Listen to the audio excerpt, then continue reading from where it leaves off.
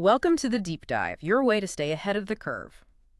This past weekend, wow, baseball gave us a real strategic treat. A super low-scoring game, nail-biter, between the Detroit Tigers and the Texas Rangers. It ended 2-1, Tigers win. But yeah, that final score, it really only tells part of the story, you know? So our mission here is to dig into that, unravel the layers of strategic pitching, clutch hitting, some amazing defense, all the things that made this game tick. How does a 2-1 game hide so much? Okay, let's unpack this. It really is fascinating, isn't it? That Sunday game was, absolutely a classic pitcher's duel. Like you said, a real chess match. Tactical moves, great defense. And what's so interesting here is just how much depth, how many little battles are hidden inside a score like 2-1. We're going to pull that apart. Yeah, I'm definitely ready to get into the nitty-gritty, both teams, how they played, those little strategic things that made it so compelling. And as we break it down, you'll see how tiny adjustments, really small decisions, can swing a whole game in baseball. Here's where it gets really interesting for you. Okay, so right from the start, pitch one, you could tell both starting pitchers came to play. They brought their absolute A game. For the Tigers, their ace, well, he was just masterful. Borderline unhittable at times. And what made him so good wasn't just, pure velocity or raw stuff. It was that late movement, really deceptive. He kept painting the corners, like inside two-seamer to righties, made them commit. Yeah, forcing them to protect. Exactly. And then same arm slot. Boom, breaking ball that just disappeared off the outside edge. It exploited that commitment. This was more than pitching. It was playing mind games. That's a great point, the psychological side. And I noticed he seemed amazing at escaping jams, too. Runners on base, especially scoring position, he just buckled down. Was that mostly his pitches, his arsenal, or like a mental switch he flipped in those big moments? Oh, it was definitely both. A combination. He could pump up the fastball, reach back for a bit extra when he needed a K, even with 2 strikes. And that changeup just fell off the table, died at the plate. That shut down rallies. But you're right about the mental side. He looked so calm out there, rarely rattled. That kind of composure, it definitely gives the defense confidence. Now, the Rangers starter, he was right there with him. Just as impressive, matching that intensity, pretty much pitch for pitch. He had a really diverse mix, kept changing speeds, hitting different spots. Really seemed to disrupt the Tigers' timing. Right, and his curveball. That thing was something else. It looked like it just, dropped off a cliff right as it got to the plate. What was he trying to do with that specific pitch in a game this tight? Exactly. That curveball was a huge weapon for him because it had that super sharp late break. He wasn't just using it for strikeouts, though. He used it to keep hitters off balance, especially right after showing them a hard fastball. Okay. Mix it up. Yeah. Catch them looking sometimes, or get them to chase it down in a way when they were maybe sitting fastball. So the low score, it wasn't because the offenses weren't trying. It was really about these two pitchers just dominating. Meticulous planning, great execution.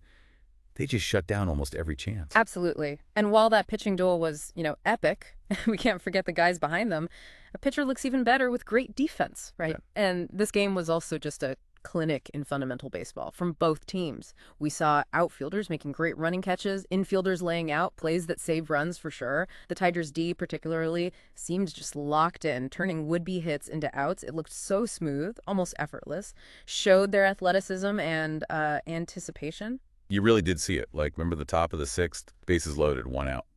Big moment. Yeah, huge. And the Tigers' third baseman, he takes 3 steps to his left before the pitch is even thrown. Almost a no sign. Right, but it was based on the scouting report, batter's tendencies against that specific pick. Okay, anticipate. Right, and because he shifted, he was drive. What probably should have been a 2-run single. Turned into a double play. Exactly, momentum killer. And these weren't just lucky plays. It showed a team that's well coached, understands situational baseball, putting themselves in the right spot and making the play under pressure. So, okay. Pitching's lights out. Defense is making incredible plays. How did anyone score? That brings us to the offense. And this game was really about making the absolute most of very few chances. The Tigers, even against that tough pitcher, they managed to push across those 2 runs. How'd they do it when runs were so incredibly hard to come by? Yeah, it definitely wasn't about hitting home runs or anything like that for Detroit. It was pure small ball strategy. Think about their first run, leadoff walk, then a perfectly executed hit and run. Move the runner right over to third. Smart base. Textbook. And then sacrifice fly. Easy run, but they manufactured it completely. Their second run, that came on a 2-out single. But it was after a really patient at-bat, worked the count full, force the pitcher into making a mistake, basically. Fastball right down the pipe. Every single base gained in that game felt like a huge win. It just showed their patience, their discipline at the plate. And on the flip side, the Rangers, they got their one run, sure, but they just couldn't string hits together against that Tigers pitching. It seemed like that was the difference. They had opportunities, definitely. Runners in scoring position a few times. What stopped them from breaking through when it counted? Well, I think maybe their approach was a little too aggressive, Hmm. especially against a pitcher who was hitting his spots so well, painting those corners. They were swinging pretty early in the count quite often, which, lets the pitcher stick to his best pitches without having to really grind through deep count. Right, plays into his hands. Exactly. Whereas the Tigers, they seem to really bear down in those high leverage spots, got the big strikeout or induced that key ground ball. Yeah. And those late innings, so tense. Every single pitch felt like it could decide the whole game. And you have to give credit to the Tigers bullpen too.